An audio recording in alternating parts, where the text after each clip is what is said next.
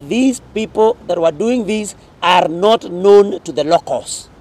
And so we believe by the sheer fact that they are unknown and that they were allowed to carry out their illegal activities by the police, then we can rightfully say that they had the blessings of government, and we want to tell our people not to buy into this very cheap propaganda by government, because they want to set people against brother.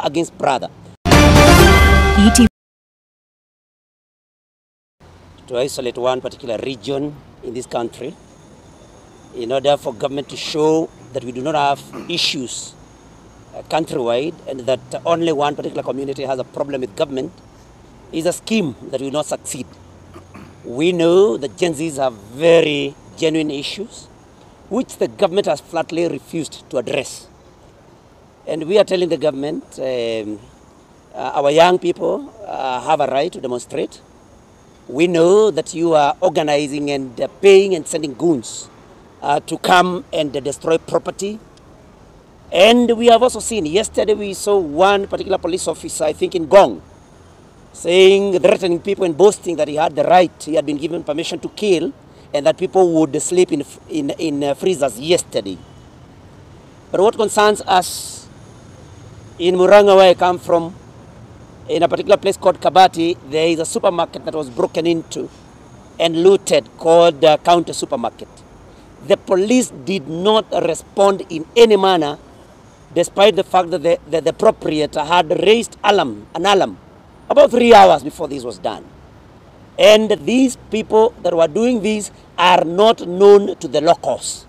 And so we believe by the sheer fact that they are unknown and that they were allowed to carry out their illegal activities by the police, then we can rightfully say that they had the blessings of government, and we want to tell our people not to buy into this very cheap propaganda by government, because they want to set people against brother.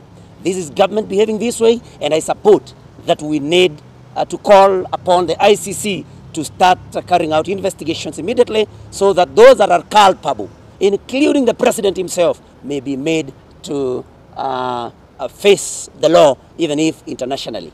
Na tukienda kuga andu aitu mutigetikire kugura maundu maria thirikari enda guturehera ati muone ta ari andu anyu marathukia indo cianyu.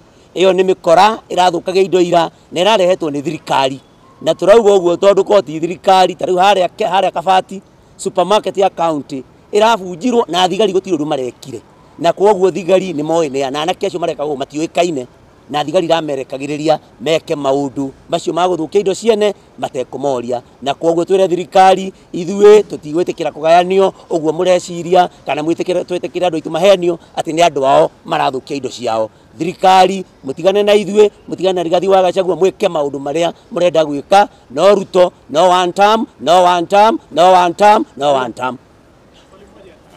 Wacha tu kwanza ni condole.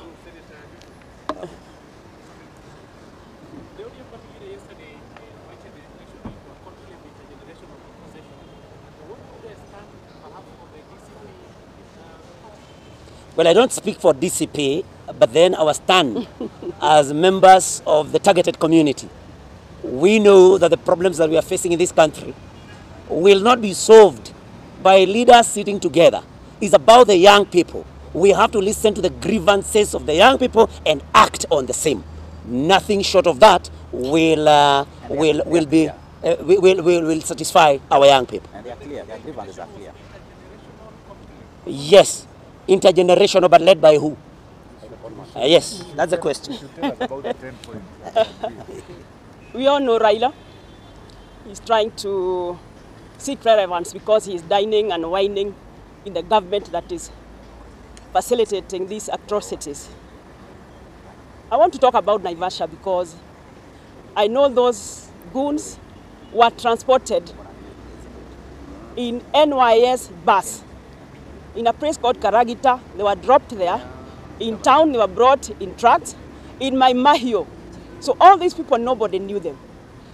As I condole with the bereaved and also empathize with those properties who are distracted, I want to tell President Ruto, this is not a war you can win unless you want to destroy this country.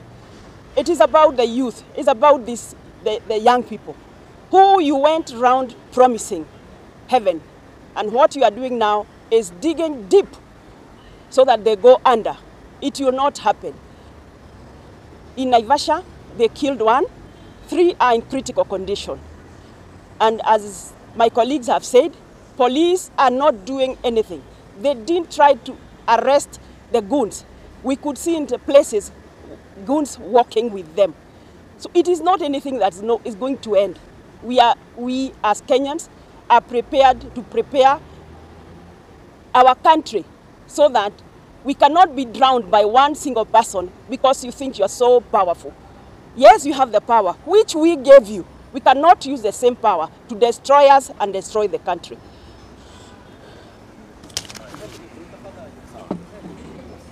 Wachukue jukumu lao la kulinda uhai wa watu na kulinda mali ya watu.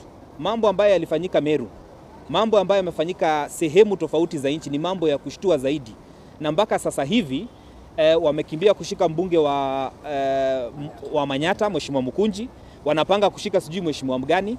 Kwa sababu gani wasishike wale ambao walifanya kitendo na washike mpaka financiers ambao serikali inawajua? Kweni idara za serikali zinafanya kazi gani kama hawajui nani anafanya shughuli ambayo tuko nayo siku ya leo?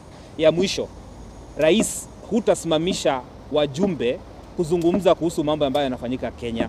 You will not silence us by either arresting or by doing anything that you want to do in this country. We will talk about the issues that are affecting the country day and night, if you like it or don't like it. Senator.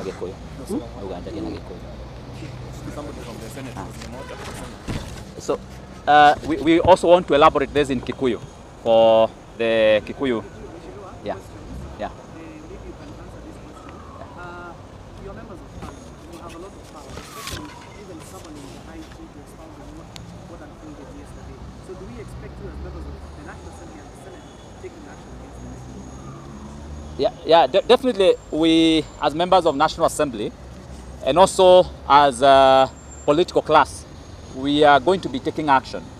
One of the things that we will also be bringing to the National Assembly is to demand for an inquiry on what happened yesterday. Because many believe that what happened yesterday was well orchestrated, well planned. In fact, the much money that has been appropriated for the security services is seen to probably be used in some of these activities on how this is being executed on the ground.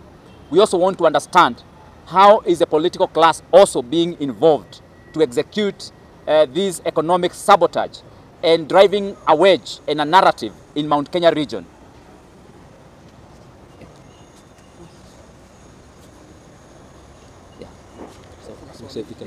Yeah. Okay. So we want to give this in Kikuyu briefly, very briefly.